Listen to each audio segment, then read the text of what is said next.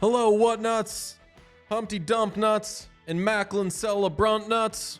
It's the NHL Draft Lottery live stream on What Chaos. I'm DJ Bean. That is Pete Blackburn. That is Sean DePaz. And we are going to be with you until we know who is taking Boston University's Macklin Celebrini with the first overall pick in the 2024 NHL Draft. Hi, everybody. Hey, chat's making fun of us because we're late. No, we're not. Late, McRae? No, we're not. They're a little late. Party can't be late to your own meeting. We're about the same time that we always are. We're an hour early. We're 55 minutes early. That is true. Point. Or what? 5.5 hours late? Yes. I did see that our friends at CHGO are having a watch along. I saw they're doing theirs at 5:30. Literally as the broadcast is starting. It's bad behavior. It's more big time behavior. Yeah, I wouldn't say it's bad behavior. I feel like if you know people are going to watch, you can go right around when the time is. We're the ones who famously have to undercut other podcasts. Speaking of which, don't forget to listen to tomorrow's episode at 11:59 a.m. because we are the only hockey podcast that does a live episode on Wednesdays at 11:59 a.m. Behavior watch, John Buchagras. Do we believe the leaked picture of the board in which he tweeted out earlier? I think that respectfully, if there were some big, the NHL's dumb, but if there were some big conspiracy, and if this is the way they're going to rig it, I'm not saying that they're not rigging it. I'm saying if this is the way they're going to rig it, you think John Buchagras would be in on it? You think they'd cut him in? I said that so derogatorily. And also, I apologize. Well, if they're rigging it, are they rigging it for the San Jose Sharks? Like, I don't feel like the Sharks are high up on that list. Well, I know they moved Utah to 2 in so that they wouldn't be rigging it for the Sharks. And I think this would be the perfect sort of behavior by the NHL is to slide Utah to number 2 so that it doesn't cause like massive holy shit waves. It's just they jumped up to the second spot and they're in a great position, but they didn't get like the brand new franchise didn't get the number 1 pick. But like, I admittedly am not deep in the weeds on prospects, but like if you're gonna like, it doesn't feel like it's worth doing it at all if you're not doing it for Macklin Celebrini. Like, disagree. Why? It's a high profile player going number 2. It's not Macklin Celebrini, but it's a big player that helps Utah hit the ground running. I guess, but like I don't shout out love of your life. I don't think Canadiens fans were like, we got our guy with Yaroslav Slavkovsky. Slavkovsky went number 1. Well, that's what I'm saying. But it wasn't supposed to be him. Yeah. Like I don't. It's supposed to be Shane Wright. Yeah, exactly. Like I don't think. As for the Buchagras thing, I think that maybe they would have laid the trap to be like, we need to get this out there. So we just lay the trap and Buchagras who's a tweet sucker. It out. Yeah, right. So you think he's a mark? Yeah, exactly. I think so. Hey John, you want to feel important? Mr. Big Hockey Man. Ooh, they're going to get it all from you, Mr. Buchagras. It's also my thing with conspiracy theories in general. It's just like, that's why the moon landing wasn't fake. There's no way you're keeping something like that secret. They would have had to kill so many people. Like because they would have 100% had a Bucci who's like, oh, at work today in our film studio. And it's just like, okay. Tweeting it out in like 1960. Yeah. Like, I'm just saying. There's too many people would be involved in keeping that secret. Well, Macklin Celebrini is the prize of this year's draft, and 11 teams, or 10 teams, I should say. Yes, 11 teams are vying for his services. Mm-hmm. The Sharks, the Blackhawks, the Ducks, the Blue Jackets, the Canadiens, the Jazz, the Senators, the Kraken, the Flames, the Devils, and last but certainly least, the Buffalo Sabres. I mean, Rude. I mean, They have the smallest mathematically chances. correct. Yeah, They have the Well, smallest chances. literally they are least. the least. I But mean, I thought small. I thought you meant like certainly least. Like they ain't winning. Well, they that's ain't also- winning. I mean, yeah, it's also true.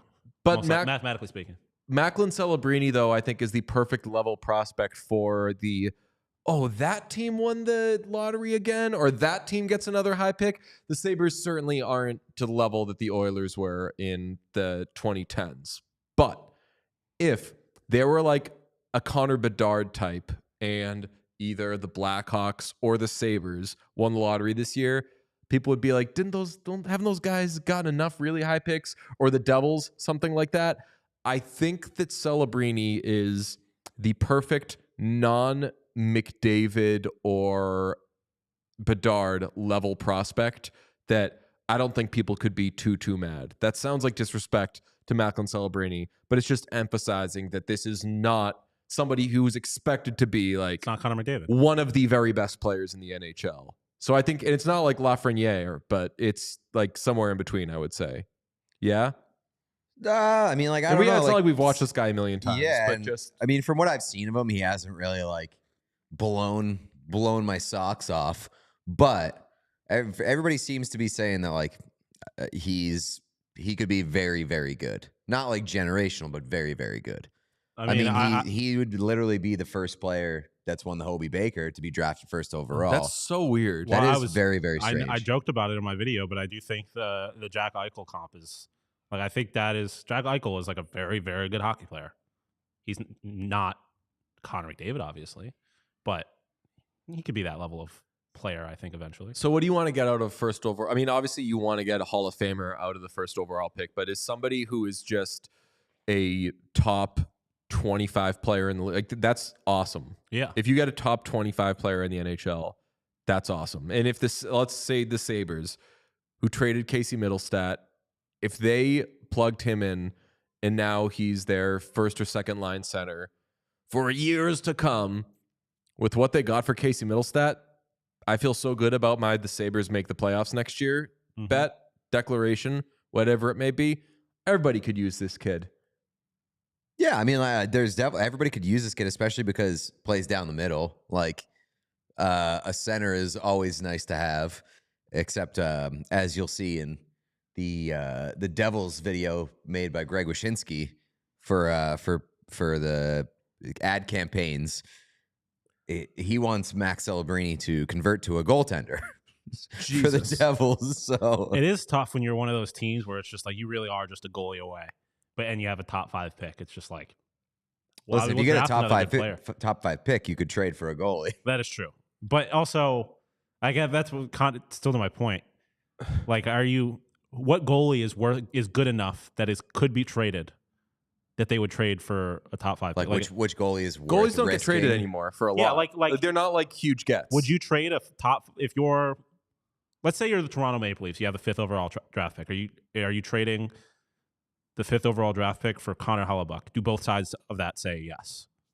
I would say I don't think anyone says yes to that. I feel like in like 2012 or whenever Yeah. the 7th overall pick was traded for who is the BC goalie that played for the Devils? Corey Schneider, yeah. Like he gets traded for a top 10 pick from Vancouver to New Jersey, but is that happening anymore?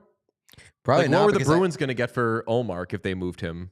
I think that like people have teams for the most part have sniffed out like maybe we shouldn't give gigantic contracts to goalies because it's like kind of a fickle position. They're running backs. Yeah, Their pretty much. peak isn't that long, and they are not like obviously if you've got a really good one, Like Connor Hellebuck, it he can- got a giant deal. that's your Derrick Henry. Like that is game changer. You draft that kid top 10, but And when goalies get massive contracts, they always end up being, what the fuck was that? Carey Price. For a second, it looked like Bob, although Bob, for all his bobbiness, really solid. yeah, Like, good contract so far. I mean, But generally, when you...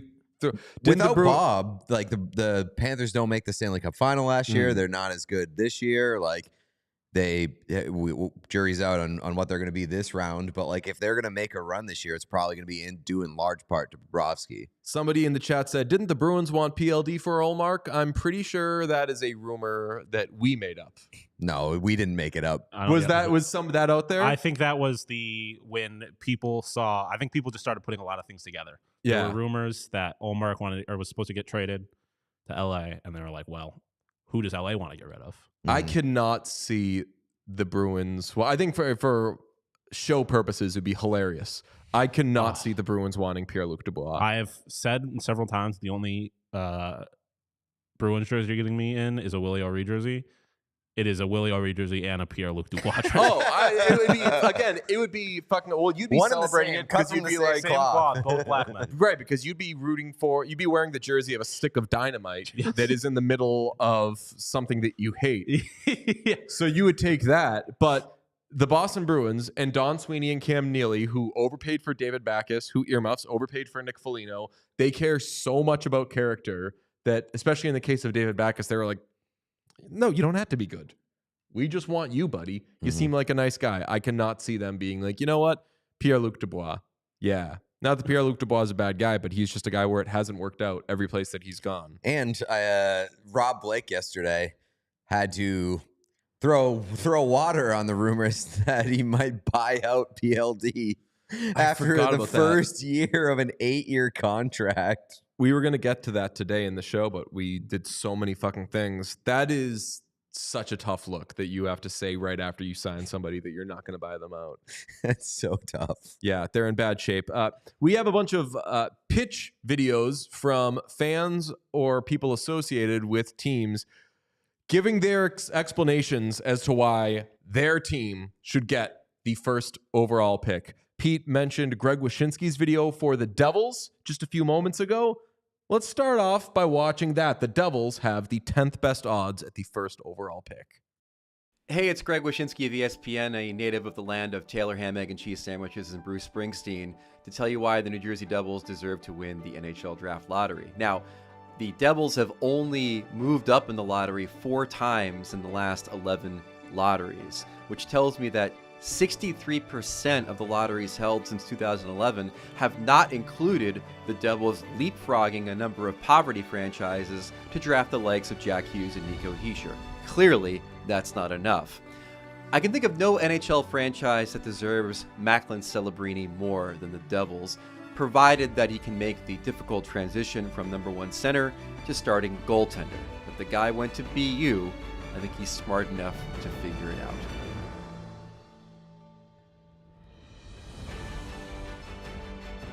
That's creativity, and I like that a lot. Do you not like it? I like it. You thought you misunderstood the assignment? Sean's smiling. No, I thought it was great. What is a Taylor ham, egg, and cheese? Is that a New Jersey thing, or it's a big thing in New Jersey? Taylor ham or pork roll, I think it's called. Pork roll, egg, and cheese is, I believe, a Philadelphia thing or Pennsylvania thing. It's the same thing, but North Jersey and South Jersey call it different things. It's Taylor ham and pork roll. Taylor ham, I think, in North Jersey, and pork roll in South Jersey, I believe. But they're the same thing. It's just a big interstate or intrastate rivalry. Interesting. Ween has a song called Pork Roll, Egg, and Cheese. On a Kaiser bun. Yeah, I mean, it would add that, it would track that it's a Philly thing because South Jersey's entire personality. That's the thing I hate about New Jersey is their personality is either we're Philadelphia or we're New York City. It's not we're New Jersey. Well, nobody wants their personality to be we're New Jersey. I agree because New Jersey sucks. Sorry, Greg. Should they just like split it in half? Yes, they need to. They need to. Well, I was going to suggest something, but there's massive political ramifications for it. I was going to suggest they just break off New York City. And they just give they break off Northern Jersey, and New York City and Northern Jersey are one state, and then you just make upstate New York its own thing. But upstate New York would be what, like South Canada, Southern Canada? No, it's New Amsterdam. New Amsterdam. So that's what it was originally. Is New Amsterdam and New York, and then New Amsterdam just kind of ceased to exist. So you make upstate New Amsterdam, downstate New York. And you go from there. But how would you feel about the Devils getting the first overall pick? I wouldn't like it. It's not a priority for me. No, definitely not. The Devils just need a goaltender and a coach. That's all they need. So if they get both of those things, I'm feeling very good about where they are. I feel like the core of the Devils are fine. Greg, I think, didn't take it particularly seriously because he probably falls into the same line of thinking. And he knows they're just not going to win it. Well, you can't say that. Any of these teams could get one lottery ball and they're in. Another team that can get one lottery ball, the Calgary Flames, a team that I think would actually be pretty interesting as a winner. Let's hear from Julian McKenzie as to why the Flames deserve the first overall pick. Did you know that Sam Bennett is the Calgary Flames' highest ever draft pick? 4th overall in 2014. Yeah, they need a number 1 overall pick. They have a lot of good players, good veterans. They just need high-end talent. They're missing guys like Matthew Tkachuk and Johnny Gaudreau on this team. Getting a guy like Macklin Celebrini changes the fortunes. Those are the exact types of players that the Calgary Flames need in order to get out of this retool. But also, Sam Bennett, 4th overall, like, he's a good player, but like, really? This makes me want to look at our preferences for who gets the first overall pick, because the Flames are on my list, Peter. Yeah. They are my 4th preferred team to win the first overall pick. I want the Senators. I want the Sabres, mainly because I explained why I want the Sabres, but also I just want Sean to be happy. The Canadiens, I need a good thing to happen to, and I just need them to be a good team, or at least somewhat relevant. They're not relevant right now, and that hurts my feelings. And then, like, I'll give you the Blackhawks, but I wouldn't be crazy about it. There's some other teams after that, but like once you get past, I would say the Flames, I'm kind of indifferent. So why do you have the Flames in there? Just because you say you want them to be relevant? I'm similar to the Canadiens thing, and the Flames aren't irrelevant, but they're kind of messy. And I'd like the news that I hear about the Flames to be something more along the lines of, did you see Macklin Celebrini had a 4-point game last night? And not, like, I say this respectfully, like Alan Walsh being like, see, Huberdeau got an assist last night. That's fair. I don't know. Like, I don't know if Celebrini like changes the direction of the Flames. Like, I feel like the Flames are kind of rudderless at this point. Yeah. They're like one of those like no man's land teams where they're kind of in the middle and they just need more of a direction and So is that an then identity. And I don't know if Macklin Celebrini would be like their identity or if it would just be another guy who wants to leave after like fulfilling his 3 or 4 years of service. Is that, I think that's a good point, because it's like the other side of Celebrini isn't a McDavid or a Bedard. He might go there and everyone's like, thank God, a good thing is happening to us. And then after 1 year, they're like, hey, good thing. Why aren't you the best thing? I thought you were going to fix all this. And then he doesn't want to be there anymore. And the question is Celebrini the guy that people go out of their way to play with when they're on the open market or something like that? Because you know free agents are gonna flock to Chicago for the opportunity to play with Bedard and be on his wing. Is Celebrini, does he have that same sort of gravitational pull? I think that people, from what I've read, I mean, I know that it's kind of hype season, but the thing that Emily Kaplan wrote today was basically like, he's the kind of guy that makes all his teammates better, which you hope most young centers are. But if he does have that pull, God, it would have to be pretty massive to pull people to Calgary, because they've had a very tough time getting people to come and to not leave. That it's more damning when you can't get people to stay versus you can't get people to come. In today's NHL, where you're allowed to overpay to keep your own guys and you're allowed to offer more than anybody else, you still can't get your guys to stay. It would be a step in the right direction. Chat, yo, you saying Iginla? Yeah, I was gonna say, I think, like, realistically, Teej does more for the Flames. 100%. 100%. Especially because, like you said, I think they are pretty rudderless. I don't think this will make them will do anything to the, like, where they are in terms of the rest of the NHL. Agreed. And like Iginla would be a better story. Exactly. And we talked about it on today's show, like Calgary or Dallas. That's the only place I want, or Boston for Iginla. Why would wait? You'd be sick to your stomach if Boston got Iginla? Boston Bruin. Jerome Iginla is a great Boston Bruin. He was so good. He scored 30 goals. He got a. My mic is muted. That's a good point. I'm saying that I would be sick to my stomach if TJ Ginla was a Boston Bruin. His stint in Boston got him his final big payday. Yeah. In the Colorado. Avalanche. He was kind of average over there. He's a flame forever. He is a flame forever. Would you be happy if... I mean, the Sabres should be within striking distance if they can move up just a little bit. Oh, are you kidding me? I'd be if they so got- happy. I don't think, is your mic off? It was. It's Okay. not anymore. Let me look at the... Let's see what Tankathon's mock draft currently has. They currently have... Oh my God, they have TJ Ginla going 11th overall Oh, dude. to the Buffalo Sabres. It's enjoy your moment at the top of my, like, at the front of my heart, JJ Peterka, because you will be relegated quickly. I'll say this. Iginla plays in a Sabres jersey. I'll say this on the Sabres and Iginla. Respectfully, endearing, they could use a little WHL.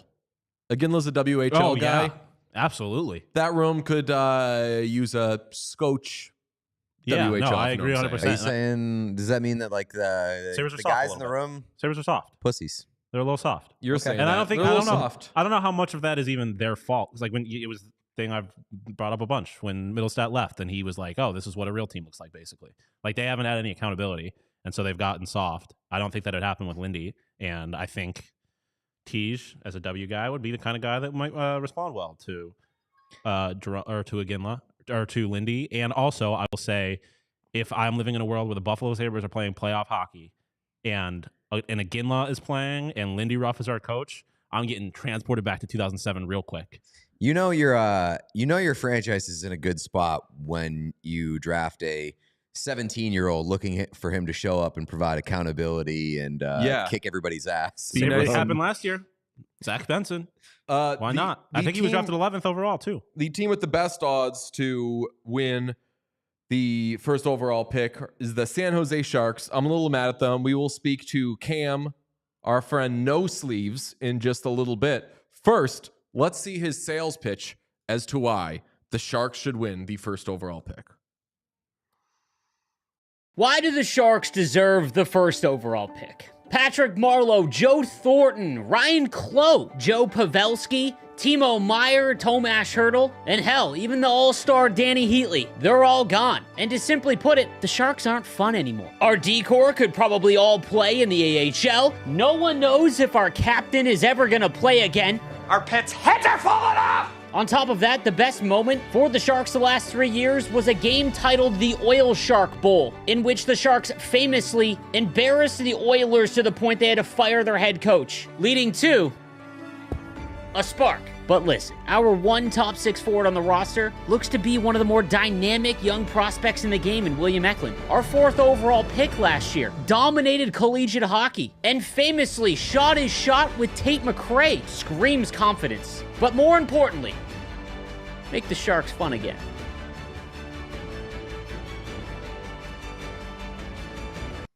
It's convincing. It's sad days in San Jose. No Sleeves joins us now. What's up, Sleeves? Hi, my friend. It's a big day, and it's just dawning on me that like what's about to happen is the magnitude of it, really. Do you? And what are is you feeling good?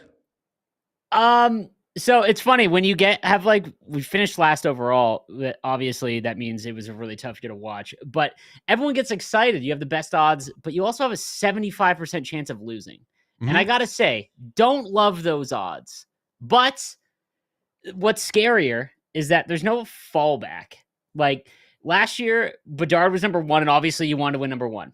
But 2 through 4, Will Smith, I guess, was kind of the cutoff. It was at least like there's like a next tier. This year, it's like Celebrini and then like 7 guys that could go really in any order, which makes me a little nervous because part of me, when you have a first overall pick, the good and bad thing, I guess, is that you sort of have to take someone. There's less, less not guesswork, but you know what I mean, right? Like, so now I'm getting a little nervous. I'm not going to lie. Now I'm getting a little nervous. If it makes you feel any better from like what I've seen, I don't know if you've seen the same thing, but like that next tier, even though it's not clear who's going to go. That next tier, people seem to be saying that there's a lot of good players at the top of this year's draft. There's many that this is my first year actually covering junior hockey too at the local team in my city, the Ice Dogs, and I watched a lot tough year for me because they finished last in the OHL and the Sharks are my favorite team. But nonetheless, I got to watch a lot of the OHLers that can be drafted, and Sam Dickinson was one of them. And he is going to be a fantastic first pairing defenseman for somebody. And again, there are a lot of good choices after it. It's just, I was looking through the list of like the Sharks draft picks over the years, and they were so good for so long. I feel like a lot of people forget that. Now they're like kind of, made fun of now because they're so bad. Heads up Pittsburgh because you're about to go through it. But it's like they've never had first overall, and all of their success was basically Doug Wilson drafting studs in like the 6th and 7th round, which was how they stayed relevant. But this is like the Stanley Cup for us. Like this is, they get Celebrini and things change quickly. I feel like 4 years from now, maybe a wild card spot. They land Celebrini tonight, maybe 3 years.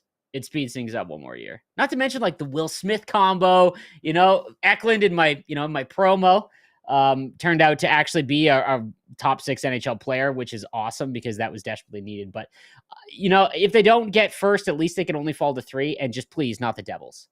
That's my thing. Just no more of them. Like, I talk about this a lot. The Devils, if you get that many chances at getting good picks and still can't get it done, I don't know why it infuriates me so much, but I saw a bunch of polls going on social media, and there was a lot more agreement that the Devils were like the last, like teams just are done with that. So it's funny that the Devils are that team now when it was the Oilers famously for forever. But I can't relate to the position you're in because like I've never had like the lottery moment as a Bruins fan. Like as far as when was the last time the Bruins were in the lottery? Like as a team above like 1%. I mean, 2010, 2011, I guess. Oh yeah, that's true. With I guess so. Okay, they won in 2010, or they came in second in 2010.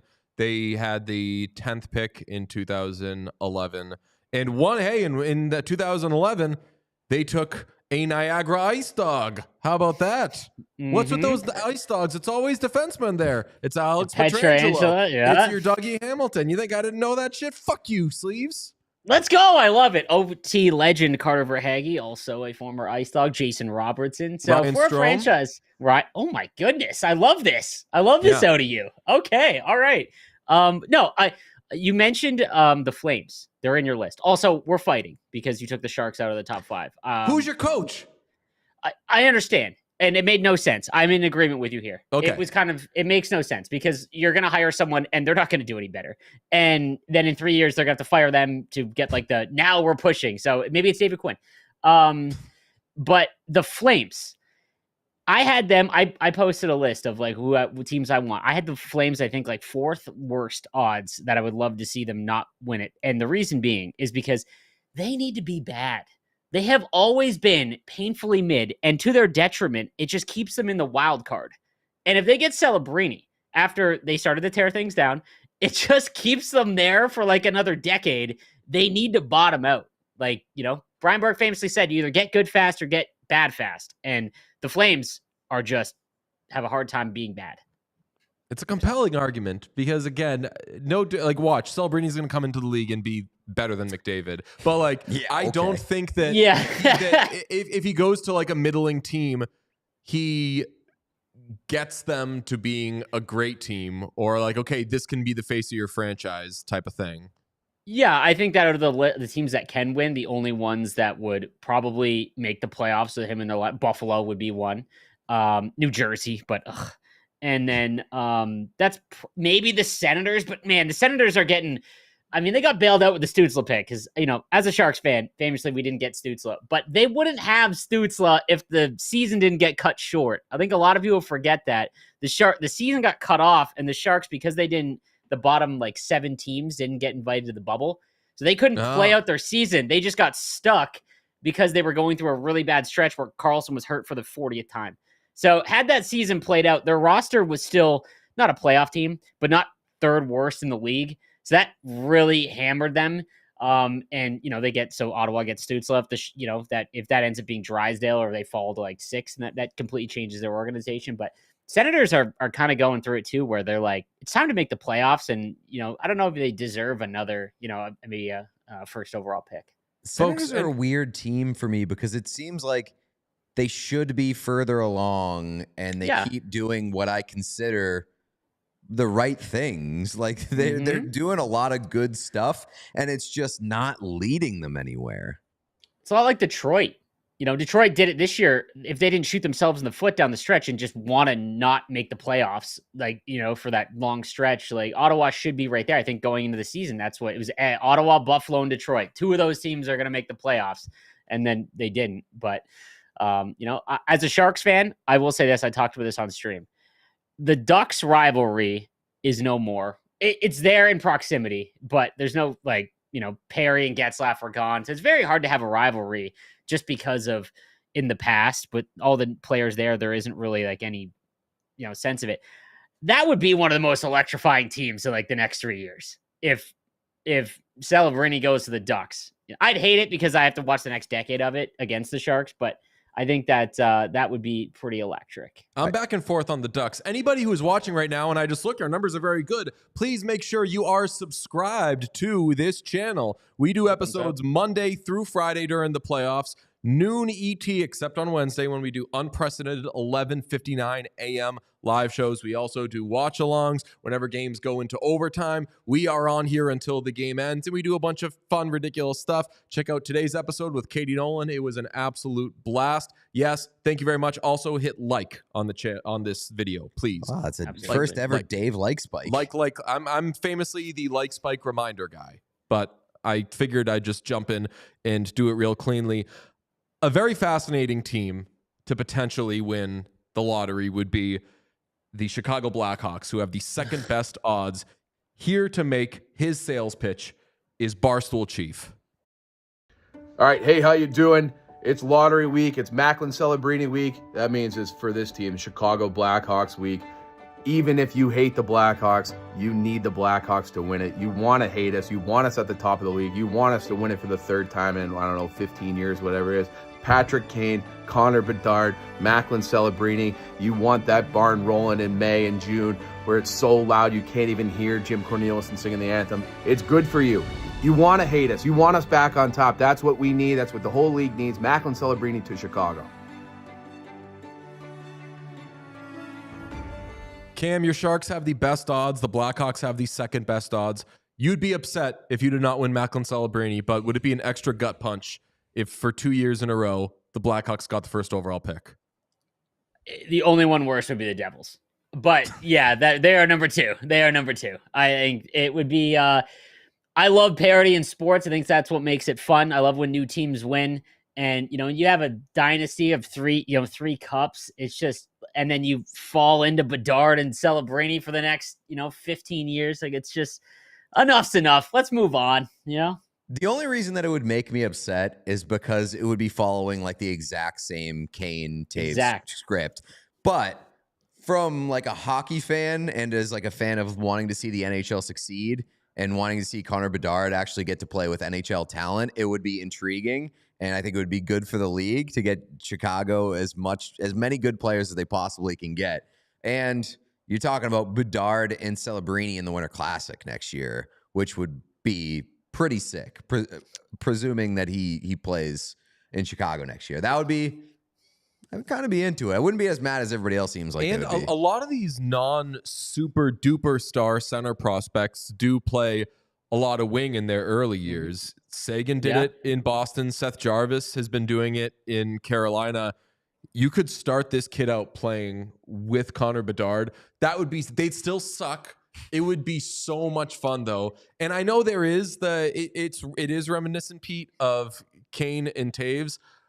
But my favorite thing about the NHL is McDavid and Draisaitl. And I know that Bedard isn't McDavid, although I think he can end up being kind of close. And Celebrini is probably not Draisaitl. But when you have 2 absolute like monsters, game breakers, would be the best player on any other team, players playing together, it's fucking amazing. And it's very cool to see two guys like enter the league around the same time and grow up together and kind of Krause Malkin. be paired at the hip. I think that's one of the cooler things in sports. So, you know, I would be annoyed on certain levels that the Blackhawks did it, and I would be annoyed at all the it's rigged talk. That's the worst part of it, is that it would just the rig talk would be off the charts if the Blackhawks were to get if they didn't get, like, if it was like a Lafreniere year or anyone that wasn't of the same echelon as Crosby, McDavid, and then Bedard, I think it'd be a lot less of that. But because it was Bedard and potentially like a franchise saver, that's what makes it tough. And celebrate, like, it's just Taves and Kane. Like they are almost very similar in that. Like that's, you know, so I don't know. It would be pretty rough as a hockey fan in general if you're a fan of any of the teams that are in the draft tonight, if Chicago were to get it again. Like you did mention, though, that there are quite a few players that are in that next list that, like, any of them could be better. It's not a very small tier afterwards. It's like, honestly, 2 through 8 is very, very wide open. Also, the Flames winning, before I forget, the Flames winning again, also, where they're drafting right now, they have a real good shot at Iginla. Yeah, we were just saying that. You know what I mean? So, like, it just that fits, where if they were to win, they're not getting him. So and like they will reach for him. I would hope. Yeah. If like they have to pick 2 or 3 spots ahead to get Iginla. Yeah, I think so too. I mean, I can't remember back to the Luke Hughes year in the Devils, but it wasn't it a couple of a picks reach for him too? It wasn't as egregious. Yeah, I don't think he was like a surefire top 5 guy, and I think it took him 4th or something like that. Well, Cam, we know that you have your own stream to do, and we wish you and your Sharks all the luck in the world. Again, I'm a little mad at them, but I would generally be happy if they got Celebrini, because I do like a lot of the things around that team. And who knows, maybe Celebrini and Will Smith can be the Kane and Taves thing we're talking about. So best of luck, my friend. Thank you, guys. Have a good one. Go Sharks. All right. Go Sharks indeed. He brought up something that we have not discussed, and we are just 20 minutes away from the envelopes being opened. Pete Blackburn boys, why are there envelopes? Are they going to be opening the envelopes like in 20 55 minutes Yeah, away. I was going to say, are they going to be doing like 40 minutes of bullshit before they start opening envelopes? So the first game is supposed to be at 7. But yeah, I feel like you guys are misremembering how these lotteries go. You think they get going really quick? They go pretty quickly. I remembered last year there being a bunch of bullshit. I remember 2 years ago, like because I was doing this in Phoenix, and we tried to like have this kind of live board that we updated, and it was going too fast for us to do that. No, I remember in previous years. Okay, so you think just last year? I think last year they tried to do some like big lottery special, and they had like these pre-produced packages and stuff like that they did. Yeah, I could be like gaslighting myself into thinking that. I mean, at this point, I didn't even think about the game. Like, they have to do it within 30 minutes. So if it's a half an hour production, then they're going to be moving very quickly. They have 40 minutes to do it. But I guess they'd probably they'd want to get it before they actually go to the game broadcast. So let's get into some of the other who do you ones. want? Let's do Utah. Utah is a juicy one. Obviously, they just moved to Utah. So let's hear from Craig Morgan, who used to cover the Arizona Coyotes. Craig Morgan with PHNX Sports here to recite the many reasons why the Utah Flamingos should win the 2024 NHL Draft Lottery. In their previous ill-fated life in Arizona, Utah never won the lottery. They never picked number 1 overall in 18 opportunities, and they never picked number 2 either. In fact, they never moved up even once by virtue of the lottery. Think about that while you consider that the Coyotes missed the playoffs 18 times in their 27-season Arizona existence. Think about that when you remember Chicago jumping 4 spots to get Patrick Kane while the Coyotes got Kyle Turris. Think about that when you remember Edmonton jumping 2 spots to get Connor McDavid while the Coyotes got Dylan Strome. Think about that when you remember Toronto holding serve and getting Arizona product Austin Matthews. Think about that when you remember Chicago jumping 2 spots to get Connor Bedard while the Coyotes got Dmitry Simashev. The Coyotes are long overdue for some good luck, but if you want to add one more argument to the mix, there's this. The Coyotes are no longer in Arizona. It would be the ultimate insult if Utah, in its first year of existence, celebrated the selection of franchise center Macklin, you guessed it, Celebrini. Even the hockey gods laugh at Arizona. Thank you, Craig, and thank you, Pete, for putting that together. Utah would give me a kind of funny feeling, and I don't want the pressure on Macklin Celebrini there, and I don't want Utah. Utah would give me like the weirdest boner. It would give me like a chaos boner. Yeah. In that it would be like, oh my God, I can't believe this is happening. But I don't want it to be the result. I don't know. I'm trying very hard not to hold my feelings on what happened against Utah. And I think it would be good. Like, I don't know if I necessarily agree that there'd be a ton of pressure on him, because I feel like you go to a new place and it's just like, we're happy we have hockey. And like, now you're a new guy and like, you're actually ours. You're not from a new team, like you're ours. So I feel like you would probably be pretty beloved in Utah. Obviously, if he ends up being like a complete bust, it's not going to go well anywhere. But them winning the lottery now would be tough. It would be a tough pill to swallow. And like, really, if they win, the only person that you would want to stick it to, or like former Coyotes fans or whatever would want to stick it to, is ownership. And Morello doesn't give a fuck if they win the lottery here. I guarantee he wouldn't give a shit. He got his money. He's still gonna make out okay no matter what. Yeah. This isn't really going to affect that ownership group at all, and that's the only person that you really want to stick it to. Yeah, so I think Coyotes fans would be upset. And I don't think it has anything to do really with Macklin Celebrini. It's just the fact that they've never had the number 1 overall draft pick, and they've never had good draft luck. And so for them to finally get it would be a pretty tough pill to swallow. Crazy that they never got a number 1 overall pick or number 2 or moved up at all. They certainly earned it. That's insane. It is crazy. Somebody in the chat asked, well, yeah, we never said, we will be telling you, we'll be revealing pick by pick what it's going to be. We have the order there, so you could do whatever research you'd like to do as we jib jab here, but we will for sure throw up the picks as they are coming. We'll be watching. The fact that we have ESPN on in front of us as it's going on brings me to a point that I want to discuss on here. And actually, it showed why we shouldn't want this thing. I love that the WNBA does their draft and then they get right to work. They start playing their game. Caitlin Clark, first overall, 2 seconds later, practice.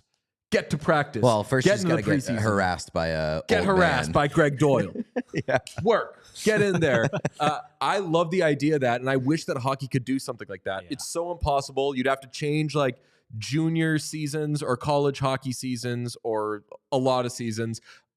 I was going to suggest that today, and then the news that just broke is that Camila Cardoso is out for 6 weeks because she got hurt in like her first practice. Yeah. 3rd overall pick. Yeah. Done. I mean, to be fair, I don't think that has anything to do with how quickly they're playing. Like, it was a shoulder injury, I believe. But she injured it in practice. Yeah, but like they're going to be practicing regardless. It just would have happened 2 months later. Yeah, they have like development camp. Oh, that's a butterfly effect thing. So you believe that if she got hurt in her first practice? Well, and it happens, no, but I'm saying there's no. It's not like it's a injury from exhaustion. It has nothing to do with the fact that they're playing so quickly after getting drafted. Like, obviously, that's true. It so we're back happen. on.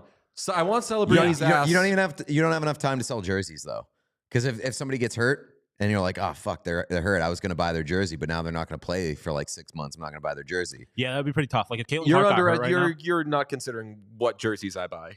That's fair. That's I will fucking nothing stops me. What were you going to say, Sean? No, I just like if Caitlin Clark got hurt, that'd be a pretty tough, like the jersey sale thing. Like, it would be pretty tough. They'd be waiting for a while. One of the teams that I don't believe made any of our lists, Anaheim Ducks.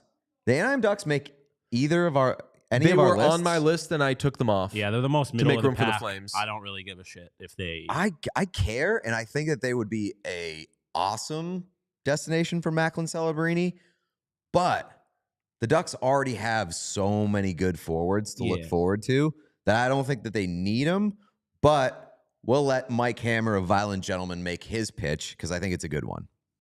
Hey, Pete, I'm glad you called so we could talk about the draft lottery coming up here. I think the best place to start here is by doing a vibe check. I've got some thoughts. Let me take you back to 2005, where the Ducks narrowly miss out on Sidney Crosby by 1 pick. How many cups would that 2007 Ducks team have won if they had Sid the Kid? We're not going to think about that. Then we've got last year, Connor Bedard narrowly missed out by 1 pick. Overall selection in the 2023 NHL Draft belongs to the Chicago Blackhawks. Ugh. Logo upside down, generational talent, probably. Enough of the past. Let's look to the future, where things are looking real bright in Anaheim. Lots of young talent, hope, and an ownership group that is willing to do anything. They're currently in the middle of a huge rebuild of their arena district, adding restaurants, venues, arena upgrades, along with giving GM Pat Verbeek an open checkbook to pick up all the free agency needs through this offseason. If I was Macklin Celebrini, I'd be praying for the Ducks to get me. He can go to the beach, he can go to the mountains, he can go to Disneyland, he can go to Whole Foods without anyone knowing who he is. It is perfect.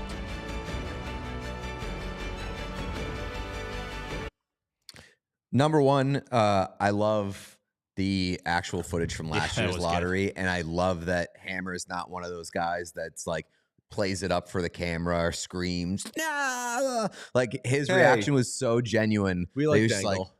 Like, oh, fuck.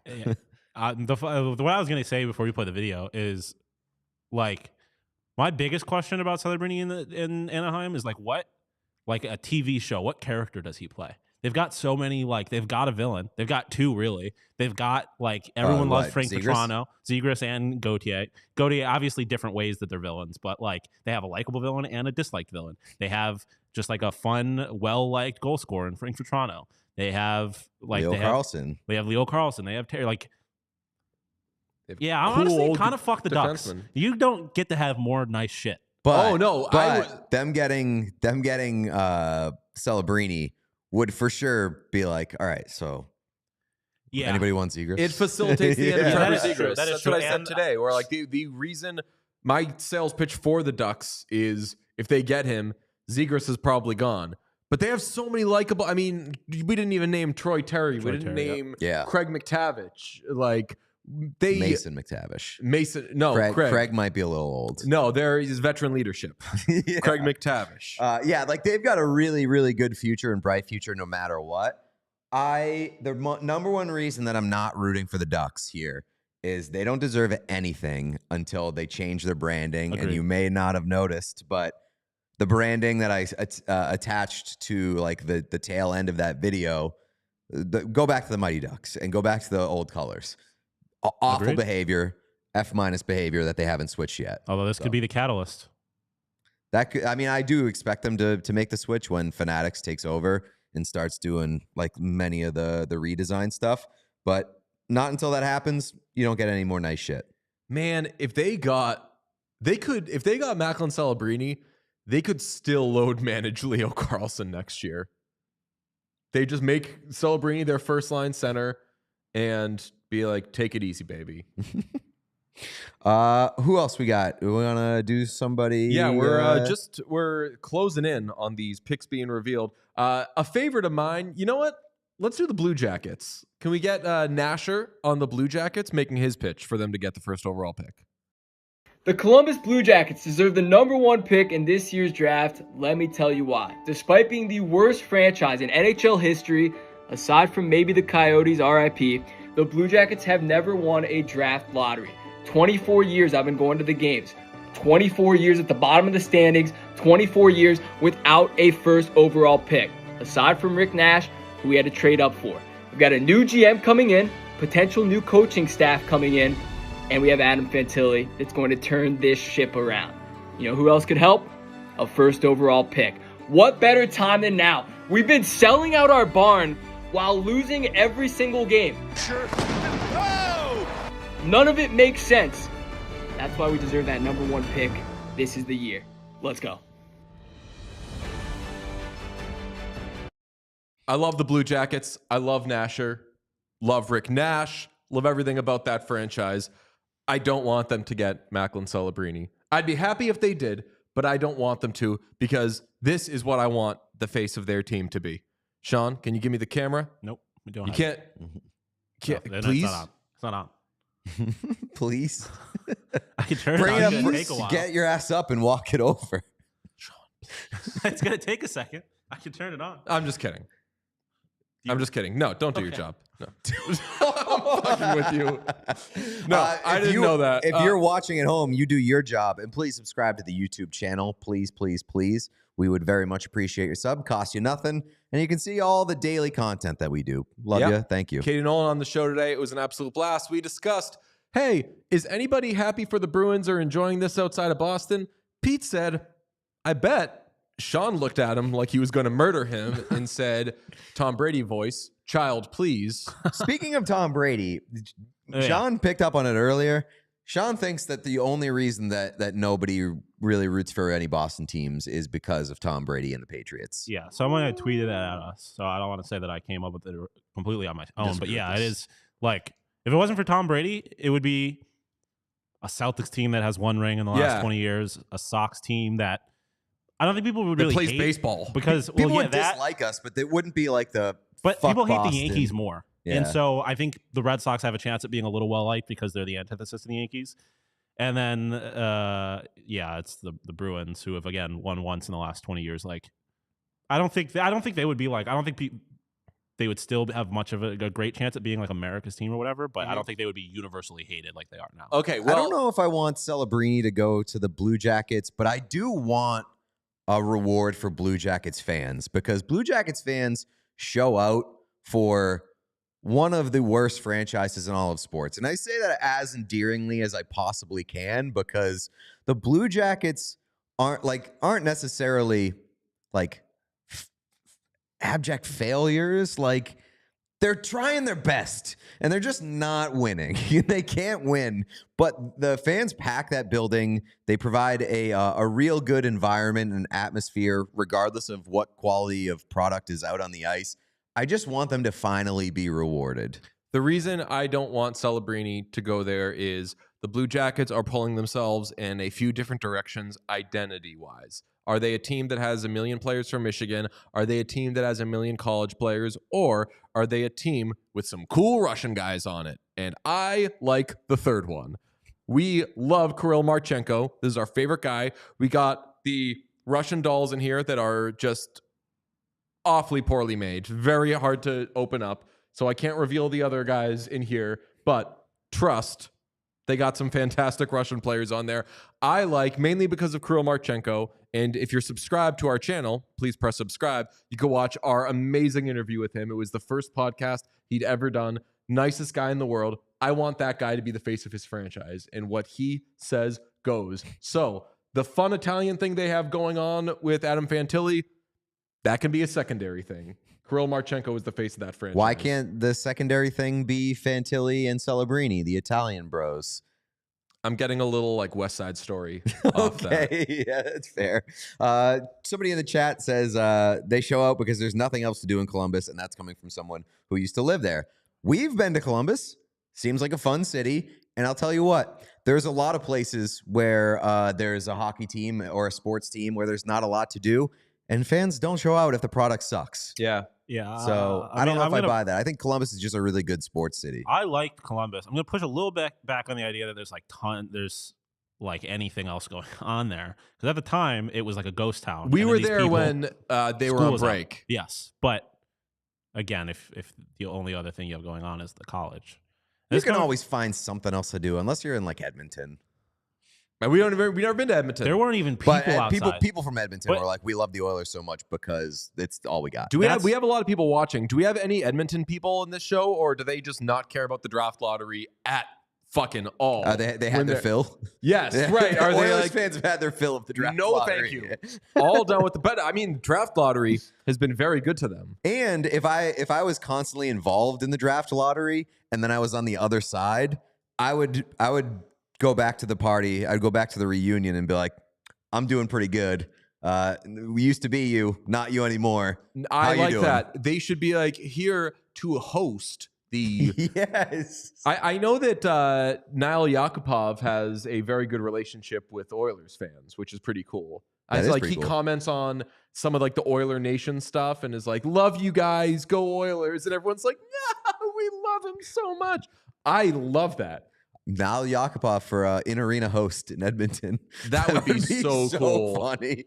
Well, I mean, I say this with all love. Like, Andrew Raycroft was a Calder winner for the Bruins, who then was like a kind of struggling player. Yeah, but he got him to Rask. And then they gave up on him and got Tuukka Rask for him, there could be some like, oh man, what could have been with that guy? But all boss people are like, that guy's fucking cool. Yeah, it's a lot easier to feel that way about the guy though when like you traded him for the next great goalie. Like Casey Fossum, huge bust for the Boston Red Sox. Got him Kurt Schilling. Yeah. Wow. Well, that hasn't aged well. Thanks a lot, Casey. Yeah, you fucking asshole. To round out the top 5 here, we've hit the top four. Round out the top 5, the Montreal Canadiens. And presenting the Montreal Canadiens case, Jay Baruchel, actor and director, and our friend. Hey there, gang. It's your old pal JB here to tell you why the Montreal Canadiens should win the 2024 NHL Draft Lottery. You know it. I know it. We all know it. Nick Suzuki and Cole Caulfield are going to get their names on the Stanley Cup, and it would be super neat for Macklin Celebrini to have his name there beside them. Also, you know, the Habs are fucked, so if you give us the first overall, we might not use it to draft Macklin Celebrini. We might draft the defenseman or some crazy thing. Also, you know, it would be sick to have another reason to hate us. We are typically the most annoying team in hockey. This would just make us more annoying. So yeah, remember, when the Habs win, hockey wins. Oh, Jay Baruchel, lovely, hilarious person. Everybody watch Blackberry. Everybody watch everything he's done. That's his finest piece of work, I think. I think so. That and Undeclared are like 1-2 for me now. That's the most excited he's ever been, too. About camera. The Canadians? Just be like, yeah. I was talking to him earlier. He just doesn't seem in a very good place with the Canadiens right now. I don't know why you would be. Anybody's in a good place with the Canadiens right now. Why would you be? When we were dressing the set for this show, I famously brought out that Canadiens hat, and everybody's like, get that shit out of here, man. We're trying to do a hockey show. Well, weird. That's also because that's like the worst piece of Canadiens merch that you could ever own. I saw a player wearing it, and it looked so cool and good. And I did some. Did anybody follow? Fuck, I forget his name, but he's a kid who he looks like a 50-year-old guy, and he's like 25, and he does the videos on his phone where he's like, "Come here," and he zooms in. Oh yeah, Jordan the Stallion. Yeah, Jordan the Stallion. He's awesome. I do love him. He's amazing. Shit, where was I going with this? Something related to that. Oh no, I did some like Jordan the Stallion research where like I saw somebody wearing that hat. Went on lids, went everywhere, couldn't find it. And then like a minute later was like, got it. Okay, we got it. And I ordered it, spent so much money to get it shipped from Canada. Doesn't look good on me. Doesn't look good anywhere. Doesn't look good, period. You zoom in on this, please? For the team that has some of the best uniforms and logos in hockey. Yep. They've just used the word Habs, and it stinks. So not amazing. I wish it just said hockey like that. Worth pointing out, both of us are Bruins fans. Yep. Both of us have the Canadiens on our wish list for Celebrini landing spots. And I think not to speak for you, but I think the reason that we both have the Canadiens on there is just a want for Montreal to be relevant again. Please be good. Yes. The feeling that the NHL is in better shape when the Canadiens are relevant, and as Bruins fans, when Boston-Montreal is a fiery, explosive rivalry. We've had our fill, I think, of Boston-Toronto. Need the Canadiens back in the mix. That's why I want the Senators to get the second round. And like, I don't think there's anything wrong with wanting your biggest rival to be good. Yeah, so I was going to say that on the episode today. Like, I do respect the rivalry respecters. Yeah. Like wanting the other side to be there and not just get their asses kicked every year. I mean, shit, we're Red Sox fans. Like, the baseball is better when the Red Sox and Yankees are good. At the end of the day, sports are like theater and they're entertainment, and that is amplified way more when there's hate involved. So that's why I want the Canadiens to be good again. Yeah, and man, give me a star player. I really don't think they have a star player. I think they have some star-ish players. Like when they're good again, people are going to be like Cole Caulfield. You know, Nick Suzuki's a very good player. I don't know if he's going to reach like superstar level. I think they've some fringe stars. I just want them to be a good and respectable hockey team that can play at least disruptor in a rivalry. And a team that for so many years has struggled to find like a real stud number one center. Stud number one center. Sean Monahan erasure. Tomas Plekanec erasure, or he was like a second and a half line center. He was like an awesome middle six, eventually great second line guy that they had to be like, we have a Patrice Bergeron too.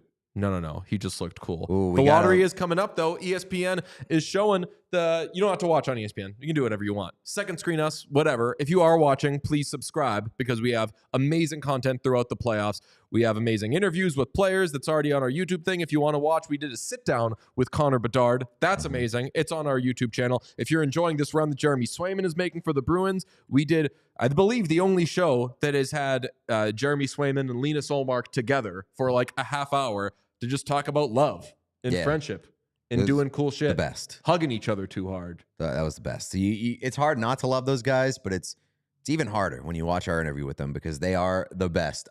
Sean, you just mentioned the Ottawa Senators. So let's get the Ottawa Senators pitch from Graham Nichols, who is a Senators writer. It's been almost 30 years since the Ottawa Senators drafted first overall.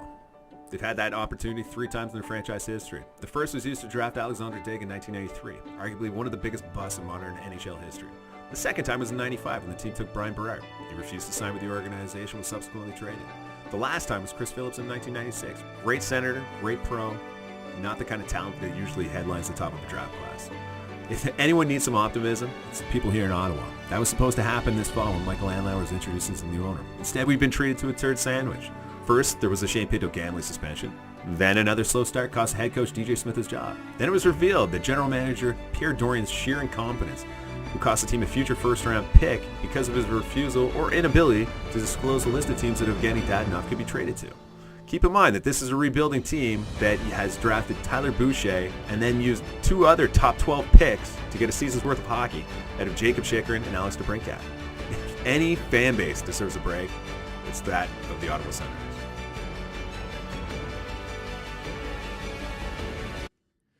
For my money, that's the most depressing pitch. And not because of anything like Graham did. Yeah. It's just the fact of the matter. The laying out the facts and laying out the state of the organization. I feel like that was the most depressing presentation. I always forget about the Chychrun trade. It did not age well. The whole thing is very sad there. I'm stealing this from Sean, but it's correct. I like the NHL when the Senators are good. The Senators have been either terrible or pretty fucking cool my whole life. When I was a kid in the 90s, I didn't understand yet how things worked. I thought that like the Yankees were good every year. And like the Yankees are the good team and the Red Sox, for example, are the bad team. I was positive that I remember asking my dad's friend who is a big hockey guy, I was like, why are people fans of the Senators? And he was like, because they live in Ottawa and they like the team. I was like, why wouldn't they root for a team that's good? And he's like, well, sometimes the Senators are good. They're just not good right now. I was like, buddy, I have like 2 years of life that I can remember, and they haven't been good for either of them. I mean, the Senators are essentially like the Florida Marlins, the Miami Marlins. It's like, 2 speeds. Oh, we're good? Nope. Then you're done with that shit. You can have all our good players. We're out of here. We have Wade Redden and Zdeno Chara. You know what? Fuck that. Let's have Wade Redden. I mean, it's the other side of holding on to stars for far too long because they were good at one point. Like, Chicago didn't really do that, but they came pretty close, I guess. Like, are they Costanzaing themselves? They're going out on a high note? They said, we had a good season. Let's they go on a Danny high note. Let's get rid of everybody. Yeah. Don't let it get bad. Like, throw out the fruit before it gets moldy. Yes.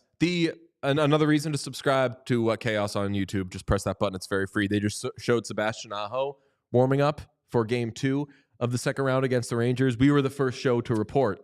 We got it firsthand that he was locked in for the playoffs because we had him on our show, and he didn't have the best time with us. He wasn't super interested in the conversation. So we took from that. We gleaned. We gleaned that Sebastian Aho was putting the league on notice. That's right. We've got a lottery montage. We see some lottery balls moving A around. smiling Connor Bedard. We have made him smile. He laughed with us. We talked about Annie. It was the best. He said that he's not a robot. Can we get a sales pitch on the Seattle Kraken? Yes, because we got the jersey can. up back there. Allison Lucan, hit it. Hey NHL, Allison Lucan here to tell you why the Seattle Kraken should get the first overall pick. We did not tank. We went about it the right way. There's no cut corners here. This is an organization that is looking to win. That means no rebuild, no suffering through the painful process of trying to fix a roster that tried to get a first overall pick. And we've got a ton of youth. That means first overall pick has got a lot of peers to play with for quite a long time. And finally, most importantly, grow the game. Why not better to do it here in the Pacific Northwest by bringing a star player in? Allison Lucan won the draft. That was by far the best of any of them. Shout out Jay Baruchel. If you use a fucking printer, you fucking win. Good point. That's how it goes Old with school. our streams. We use printers sometimes. We print things out. We paint players getting traded. Allison Lucan out here using a motherfucking printer. She wins. I hope the Kraken win. I wish you would have printed it on loose leaf paper that had been ripped out of a notebook. That's the only way you could have taken it to the next level. Or big giant poster boards. Yeah, and then made it in oil pastels. The only way that she could have really hit us on a more personal note is if she painted. Yes. If she painted her visual demonstrations, because we're a big painting podcast. We did a 24-hour live stream in which we painted first looks of players in their new uniforms. And speaking of first look, there's Macklin Celebrini. Yep, we're watching them at the draft lottery. By the way, the presentation of the draft lottery this year, I think pretty good. I like it. Sean doesn't like it. You guys like it, and I don't like it for the exact same reasons because it doesn't feel like NHL, Right. the NHL at all, and that's why I don't like it. It feels seems too like they good for went the to NHL. a marketing firm and they were like, "Yo, come up with something for this event." And they were like, "What's the event?" And ESPN responded, "An event in 2024." And they were like, "Okay, well, we don't know anything Exactly. about it, so we're gonna give it these tones." Can we get a fit check on Macklin Celebrini? It looks like he's wearing a black blazer and then some black patterned pants. Yeah, it looks like he's like going black on black on black. I mean, I'm dressed like kind of an asshole today, but it's a bit of fashion police would. Macklin He's Sabrini. dressed like he's going to his own funeral. Or he's which- going to the blackest team in hockey, Ooh, the San Jose San Sharks. Jose Sharks. Yeah, baby. That's true. It's a good point. It's a good deduction. But they traded Anthony Duclair. Are they still the They blackest are. team? They have two black players and a black GM. So It's a very sad state of affairs I know. in the NHL that when you say they're the blackest team in hockey, somebody can counter with a reasonable argument that is, but they got have rid of one. fewer black person than they used to have. Are you sure? yeah. They're still? No, it is. I think the Lightning might be the blackest organization when you go down to their AHL team. Okay. But I think the actual NHL roster, when you include front office, is it's got to be the Sharks. Hell yeah. Knights are up there too. One last video, and it is the team with the worst odds to get the number one pick, the Buffalo Sabres, presented by Ray J. Paterka. Hit it, Rage. Why do the Buffalo Sabres deserve the first overall draft pick? Well, I don't know if you know this, but they haven't been to the playoffs in 13 fucking seasons. But don't worry, in order to move them into a new age, they hired 64-year-old Lindy Ruff for the second time. All right, but jokes aside, Lindy Ruff is known for developing young talent, and a guy like Macklin Celebrini could probably use that. Is he going to be a Connor McDavid? No, probably not, but he could be a, Jack Eichel level talent, and I think it's about time we see what the Buffalo Sabres can do with a prospect of that caliber. A little birdie told me that was done in one take. It was. Really? Ray J knocked that out in one take. In one take, no script. That is the best video I've ever seen from somebody named Ray J. Oh, God. I disagree, but You like the music Kim video? Kardashian's bank account. You like the music video for One Wish by Ray J? I like the what's the song you did with Katy Perry? Alien. Was that him? No, that was Kanye West. That was Kanye. No. Do you want to call Ray J? No. Okay. It was not Kanye West. That was Kanye West. That's the Alien? Like E.T.? Yeah, E.T. is... E.T. was Kanye West. I'm a dystrobia, then I'm a probia. You a musician? You Kanye West. That's what I'm getting off you. I know. I didn't remember that being Kanye West. I mean, you're kind of on the right track. Also very familiar with having sex with Kim Kardashian. That is a good point. That's a very good point. Oh, that's true. Yeah, that was a good part of the Tom Brady roast, which Drew Bledsoe said the only thing that was off limits was kids. But somebody, I forget who said it. They were like, shout out Kim Kardashian being here. She's not happy to be here. You know who said that? Who said it? Was that Tom Andrew Brady. Schultz? Or was it Tom Brady? It was Tom Brady. Her kids are at home with their father. Yes. Pretty good joke. I was thinking of Dark Horse and Juicy J. So that's Juicy what J, okay. Juicy J was on the remix, right? Was it a remix? I thought it was just the original. I didn't know there was a non-Juicy J version of Dark Horse, to be honest. I thought Juicy J was on the remix, but I digress. If you are in here, you're enjoying this little stream, please subscribe to the YouTube channel. Hit the like button below the video player. We have Gary Bettman sitting in a stool with John Buchagras. You know what that means? It means we're very close to some teams being drawn. Do you know how that conversation's going right now? No. It's like, we're here with the commissioner. Hey, commish, I like the NHL, fine. But you know what I prefer? Couch hockey and chicken parm. No, it's Gary Bettman threatening to kill John Buchagras for accidentally leaking the draft order earlier this afternoon. Yeah, I wish you hadn't done that. You're making fun of how like squirrely and squirmy he is. He's got some. You know who Gary Bettman's favorite, and this is not a medical thing, so this is hopefully fine, I think, right? But his gestures. You know who his favorite band is? Metro Station. Why? Oh, you know that song? Shake It. Yeah, he just does like a, but it's a controlled thing, and that's all very nice. Who do people not want to see get the first overall pick? Because as I look at the chat, I'm seeing a lot of people threatening to do things they shouldn't do if Utah gets the first overall Nick, pick. I know Nick. I'm familiar with Nick, Coyotes guy. Listen, you got a huge support system. Okay, Bill Daly is drawing. Yep. 16th pick is going to the St. Louis Blues. St. Louis Blues, so are we chalk? That's chalk. The 15th pick is going to the Detroit Red Wings. Chalk. We're still chalk. Chalk. All right, will it be the Sharks? The Sharks? No, it would be. The Penguins? Sorry, Sharks. They have that pick. Oh, okay. All right. That's right. You thought I was like, right off the bat, Sharks fucking lose. I was like, you know, the Sharks are like the lowest they can go with that pick is 4? Originally Pittsburgh. So I was is very it confused. 4 or is it 3? You're automatically guaranteed a top 3 Good pick? question. We didn't prepare for the stream. 13th pick. If it's chalk, it's the Minnesota Wild. It is. It's chalk. All right. Sean, good job. Thank you. Sean's got lightning fingers. Could it be the and Flyers? He's single.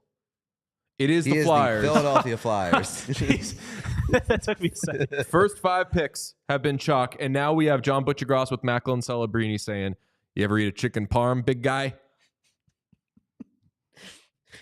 I'm glad that we know what's happening when we listen on mute. It's great. DJ, you know I like hockey more than anybody. But you know what gets me even happier than hockey? Was that chicken parm? Fuck. Oh, 11th pick. That must mean it's the Buffalo Sabres at 11. Sure, Buffalo is. Sabres will pick 11. Here's again, like you are a Buffalo Sabre. You are a Buffalo Sabre. This is the best. Number like 10, top 10, the New Jersey Devils. Yes, Devils New Jersey bang. Devils at 10. All right, now here, my Flames. What are we doing, boys? You got the Ajita? Huh? You got the Ajita? What was that? Angina. What? Chest pains. Yeah, Ajita. It's a old iCarly reference.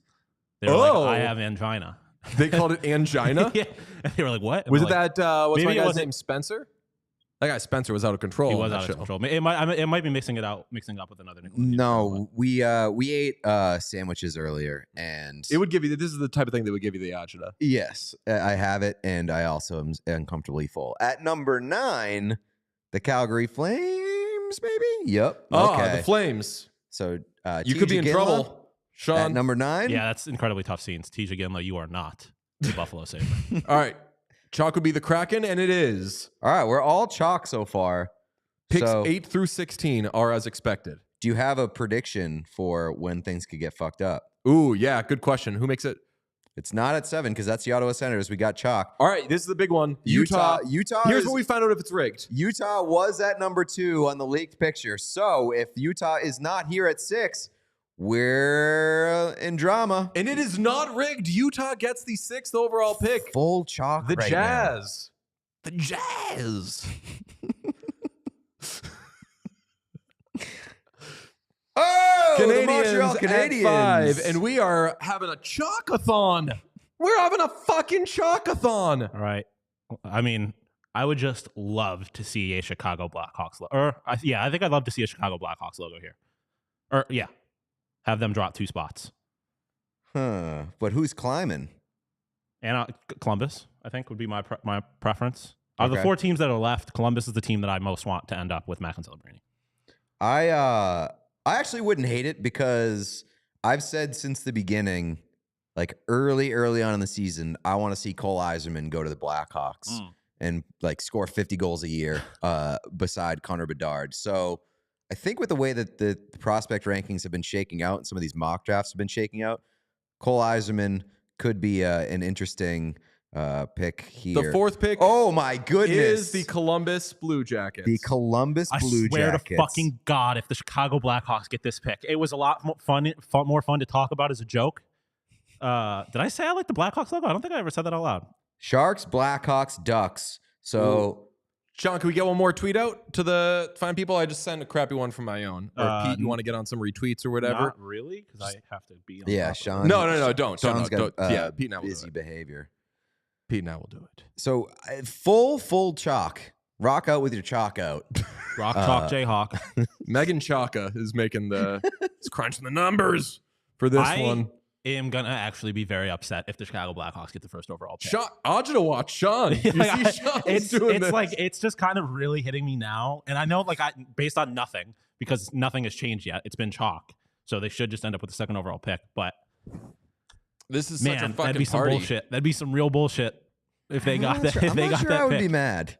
We have 750 people in Holy this live smokes. stream, which for a young podcast that started in season is pretty good for us. So if you are new, please hit subscribe. It is not cumbersome. It is free. You can get whatever interviews you want, such as Connor Bedard, Jeremy Swayman, Lena Solmark, Brad Marchand, Kirill Marchenko, Nick Foligno, Seth Jones, We Zach can say this Werenski. as a guarantee. If you are still waiting to figure out where your team is going to draft, we have interviewed one of your players. Whoa, that's cool. That's really cool. Because we interviewed Anthony Duclair while he was still on the Sharks. Yep. We interviewed obviously a bunch of Blackhawks. We interviewed Frank Vetrano, and we interviewed a bunch of Frank a bunch of Blue Jackets. Frank Let me tell you, Vetrano- if Frank you Vetrano are into twice. Frank If you're a Frank Vetrano Vetrano guy. if you're into Frank Vetrano and you This is actually your don't know about this podcast, That's very right. confused. He is a big part of this show. We need to crack into Russia, man. And we have some solid connections with the Ducks, and I think that we're going to be making a Ducks trip next year. So stick around. And I'm in Chicago like every other week. So I'm Blackhawks for sure. We're honestly, as a podcast, this is a great top 3 for us. It is. It's a great top 4, really. Yeah. Oh, yeah, who's true. not Yeah. good? We'll take it. I guess we don't have like much of a relationship with the Sharks in particular, but like if we're out there, I'll put in a good word with Mike. Yeah. Somebody said Put in a good word with Mike. Nicholas Watts said subscribed, go Canucks. I love that because I don't know if we have a huge Canucks. Well, Well, I mean, it's if we kinda do, tough. we're gonna lose them in like There, the yeah, next it's 2 gonna be a weeks. rough week. A lot of people probably turned it on and were like, "Fuck this! It's an Oilers podcast. Let's shut this Boston pizza down." We we are not an Oilers podcast, but we do love the Oilers. We're an Oilers podcast. We're pretty much an Oilers podcast. Stop lying to yourself. This is the one time that all the jerseys behind me have not been entirely Oilers, and that yours haven't been entirely Bruins. No, but we want hockey is for everyone, including Canucks fans. Come on over. Come on over, baby. That's from the AT&T commercial. So out of the three left, who do you want to end up? San Jose, Anaheim, Chicago. Ooh, Quick rank of the top of the three. By our rankings, I would have to say that it would be Chicago, but I'm cool with any of these. Yeah, looking at this now, I think we're getting ready for three. Somebody in the chat earlier said Macklin Celebrini looks short. He's listed at 6 feet tall. Do we think that he's fudging the numbers? All right, Third number pick 3 goes to Chalk. Would be Anaheim, and it's Chalk. Dude, they are making my life so easy. So easy. Like, it's so much easier when I don't have to move anything around. Man. Dude, give Mike Greer the first overall pick. Sabres legend, man. Black hockey legend. As a person who loves chaos and named their podcast after chaos, I'm kind of like leaning Blackhawks here. Come on. Yeah, same. Come on. Same. Let's go Hawks. Let's watch the world burn. Chalk Let's out go with our Blackhawks. Hawks out. Oh, it's not. It's full chalk. Full chalk. No, the Sharks get the first overall pick. That's what I'm saying. Full chalk. Full shot. Oh, okay, sorry. I thought you. I don't think the Ducks fans know what's going on. Yeah, or no, I think that's actually a San Jose Sharks watch party, and they just mislabeled. Or maybe no, it says Anaheim, and it's people in Shark. Maybe we botched this. Everything about this, the last 3 seconds was botched. Not by us. Not by us. I was gonna say. I thought that Pete misunderstood it, but I misunderstood Pete, so I botched it. I said full chalk. He thought I said full shock. Yeah. But they did show a San Jose Sharks watch party and listed it as an Anaheim. That's why I was very confused. I was like, oh, these poor Anaheim Ducks fans think they just got the first overall pick. When was the last time we saw a full chalk lottery? I mean, I've seen a mock draft before, but I don't know if I've ever seen a chalk draft. I think this was, like, when you think about all the different ways in which this could have been rigged, like, this was the year that Gary needed a chalked. Like, he couldn't have anything good happen for Utah. He couldn't have something good happen for Chicago. Like, he kind of just needed this to go the way it was supposed to go. This is the missionary of drafts. What are the odds? I disagree. Missionary gets a bad rap. It's perfectly. I mean, lovely. no, I would say I wouldn't. It's don't one disagree. of the things. I would say it's, It's the the gold OG standard. for One of the them. OG for a reason. Yeah. Like it was chalk for a reason. It's the way it's supposed to go. That one of my You call him missionary chalk? Yeah. Missionary sex and saying it was chalked. that'd be so funny. I don't enjoy when bros talk shop, but it'd be very funny if I were to overhear some people just be like, "Now we're getting to know each other. We just go straight chalk," and it was fantastic. There's a line, and what does the guy say in Insecure? Where he's like, "Damn, that missionary was hitting, huh?" And he says, "Like, yeah." Very nice. Thank you. Hey, if you're not subscribed, subscribe. This is a very exciting lottery, even though the results were just, what do I do with all this chalk on my hands? Yeah, I mean, like, not the best for a watch along in which you're trying to see some crazy reactions. You're trying to get kind of the raw emotion of it all. We got exactly what was presented and expected, but honestly, I'm not upset about it. I'm glad that there's a bright future for the Sharks.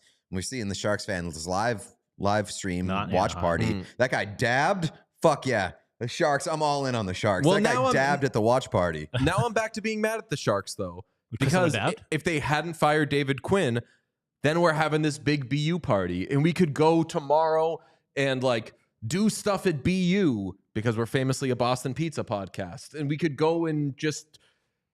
Fucking, we're here at San Jose East. Check it out. I don't know. We'd think of something. Gotta shout out Sleeves, obviously. But Olivia's in the chat like every day. Huge Sharks fan. Hell yeah. Oh, yeah. Congratulations to all Shark fan whatnots. That's very great for you. I'm pumped for Sleeves. He's a big Sharks guy. So is our friend Kellen. Yes. Kellen Capener. Yep. Big Sharks fan. Man, he's been in a bad way when it comes to the Sharks in the last couple of years. So, because his relationship with the Sharks is that he's a fan of them. Exactly. So I'm glad that franchise is turning a little bit of a corner. A few years ago, they had a lot of lot of things to hang their hats on. Borderline promise. Yeah, and now for the past I'll year or say- so, not so much. Now, hell yeah. Shep in the chat said, so much for discouraging tanking. What do you mean? No? I mean, no, because like Sleeves pointed To out, discourage tanking, you got to fuck up. You can't Yeah. go chalk. I mean, generally speaking, but like Sleeve said, it's there was a 75% chance they didn't get it. So How do we feel about the PWHL system in which you start accruing points once you're eliminated from the playoffs with every win? Love it. Yeah, I love it. it. I want to see it. too. I think you could end up with some weird situations where teams like just try and get eliminated as quickly as they can. Like once they realize the season isn't good, like isn't going to go well, you try and get eliminated really fast. But even then, so it's like Vegas LTIRing guys until they miss the playoffs. Like if you're like Mark Connor Stone Bedard can play. the Chicago Blackhawks, you're not rushing back Connor Bedard. Yeah, get eliminated and then bring him back and start winning games. Man. Well, the hockey is about to start, and we appreciate everybody who has watched along. We will give one last request for you to, if not subscribe, and you really should subscribe. It's free. It doesn't affect your life at all, but it does help us. But if you don't even want to do that, at least hit like. We would love a like on this. We're very grateful to everybody who joined and everybody who contributed with some great conversation. And of course, those who submitted their pitches for their teams to win the first overall pick. Huge thank you to everybody who sent over the videos and participated in the ad campaigns for the draft lottery. Thank you so much. I can run down the list here. And if you didn't get to watch them, you can watch them on the replay of this stream, as well as anything else that's on our YouTube page. Thank you to Cam, No Sleeves Halbert, Barstool Chief, Mike Hammer, Nasher, Jay Baruchel, Craig Morgan, Graham Nichols, Allison Lucan, Julian McKenzie, Greg Wyshynski, Ray J. Paterka, and everybody else that was in here. This was great. Enjoy the playoff hockey tonight. And if you want to stick around and you want to consume more content, we will be live tomorrow at 11:59 a.m. Only podcast live at 11:59 a.m. all through the playoffs every Wednesday. We will see you then. Thank you so much. Love you. We all silly like the mayor.